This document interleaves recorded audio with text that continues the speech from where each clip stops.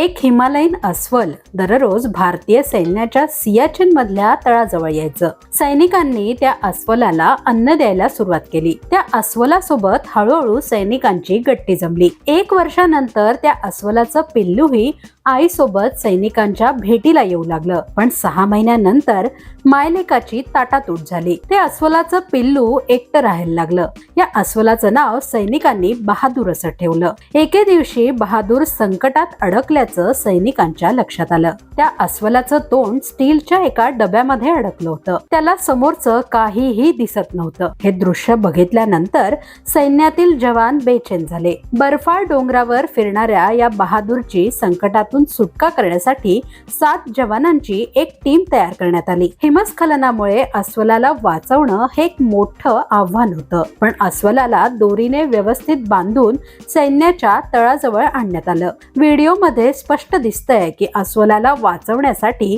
सैनिकांनी अक्षरशः जीवाची बाजी लावली. अस्वलाला कोणताही त्रास होणार नाही अशा पद्धतीने सैनिकांनी तो पत्र्याचा डबा कापला. अस्वलाला अन्न देऊन योग्य ती खबरदारी घेऊन त्याला पुन्हा सोडण्यात आलं. हा व्हिडिओ खरं तर 1 वर्षापूर्वीचा आहे, पण सध्या तो पुन्हा एकदा व्हायरल झालाय. हा व्हिडिओ बघितल्यानंतर सगळ्यांनीच भारतीय सैन्यातील जवानांच्या या कृत्याचं कौतुक केलंय.